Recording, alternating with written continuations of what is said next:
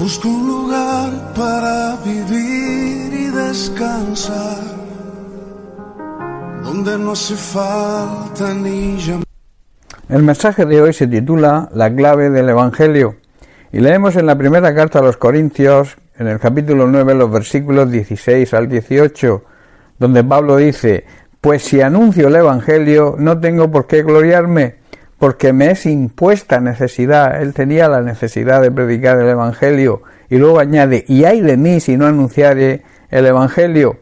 Por lo cual, dice el verso 17, por lo cual si lo hago de buena voluntad recompensa tendré, pero si de mala voluntad lo hago la comisión que me ha sido encomendada, ¿cuál pues será mi galardón? Que predicando el Evangelio presente gratuitamente el Evangelio de Cristo para no abusar de mi derecho en el Evangelio. Hermanos, la clave del mensaje del Evangelio, la clave de predicar el mensaje de Cristo es el sacrificio vicario. Vicario significa sustituir.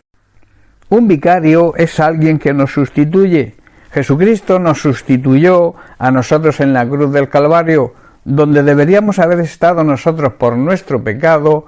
Jesucristo ocupó nuestro lugar. Ese sacrificio es el que aplacó la ira santa de Dios. Vamos a analizar la ira de Dios. La ira de Dios podríamos llamarla como una emoción divina, pero analizando las Escrituras vemos que Dios no es un Dios de ira. Más bien su enojo es como una cosa extraña, algo fuera de lo normal. Así lo declara el profeta Isaías. En el capítulo 28, versículo 21 dice: el Señor vendrá como lo hizo contra los filisteos y lo hizo contra los amorreos. Vendrá para hacer algo extraño, vendrá para hacer algo poco común. De la misma manera, está diciendo el profeta, de la misma manera que se airó contra los filisteos y los amorreos, se aira hoy contra los que se oponen a su evangelio, los que se oponen a su palabra.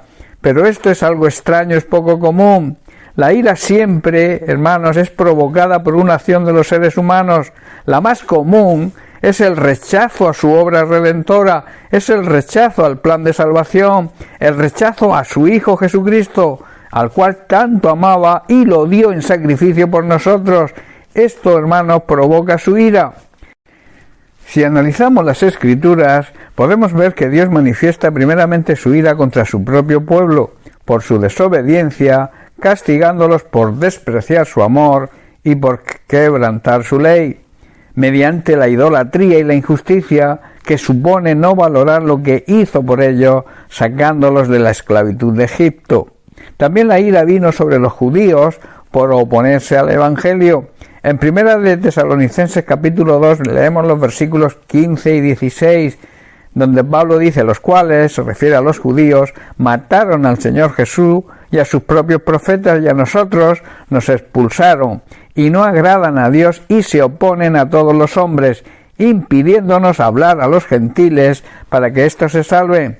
Así colman ellos siempre la medida de sus pecados, pues vino sobre ellos la ira de Dios hasta el extremo, o sea, los alcanzó totalmente. Su ira también se manifestó contra los gentiles por el maltrato a su pueblo Israel y también por su idolatría, orgullo y crueldad.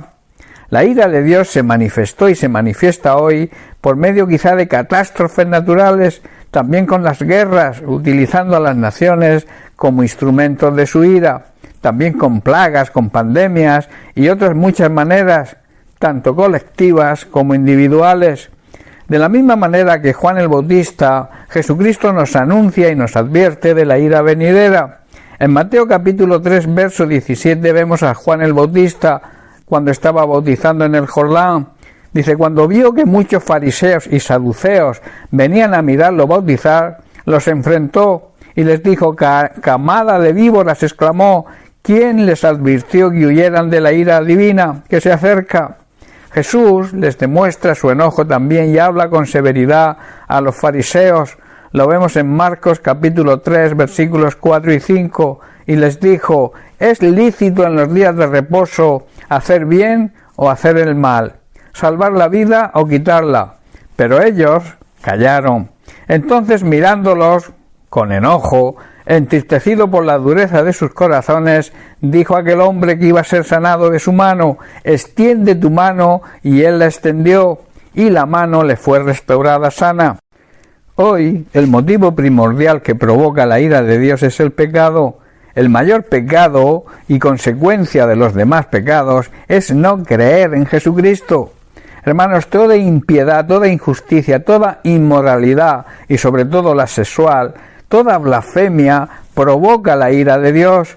Todo esto supone un menosprecio, no valorar el amor de Dios. Así lo declara Pablo en Romanos 2, versículos 5 y 6.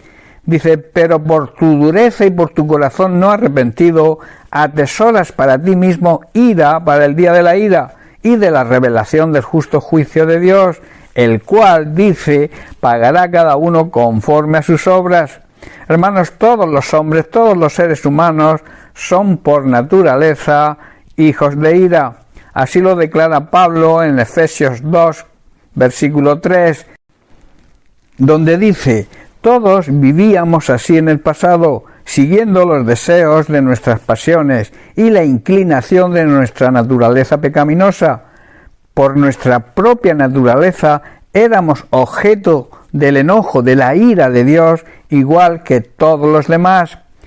Pero hermanos, por medio de Cristo, por creer en su sacrificio, somos salvos de la ira de Dios los creyentes, aquellos que somos vasos no de ira, sino del amor y la misericordia de Dios. En Romanos 5:9 también Pablo dice: y como se nos declaró justos a los ojos de Dios por la sangre de Cristo, con toda seguridad Él nos salvará de la condenación de Dios. Hermanos, todos los aspectos de la obra de Cristo, esa obra que aplaca la ira de Dios, como pueda ser la salvación, la sanidad, la provisión y su ayuda, no son cosas esporádicas ni limitadas, porque son eternas, y sobre todo el poder que hay en el Cordero de Dios, que quita el pecado del mundo, como lo anunció Juan el Bautista. En Juan capítulo 1, verso 29, lo vemos. Dice: al día siguiente ve Juan el Bautista a Jesús que viene hacia él, y dice: he aquí el Cordero de Dios que quita el pecado del mundo. La clave, hermanos, del mensaje del Evangelio se basa precisamente en esto. Cristo, por su obra redentora, la propiciación por nuestros pecados, aplacó la ira de Dios, y cuando lo reconocemos y lo aceptamos como Señor y Salvador, nos quita el pecado, y esa ira santa de Dios se convierte en amor y misericordia hacia nosotros. El mensaje del Evangelio se resume en que Jesucristo es el Cordero de Dios que quita el pecado del mundo. Bien, hermanos, pues hasta aquí el mensaje de hoy. Bendiciones para todos. Un abrazo.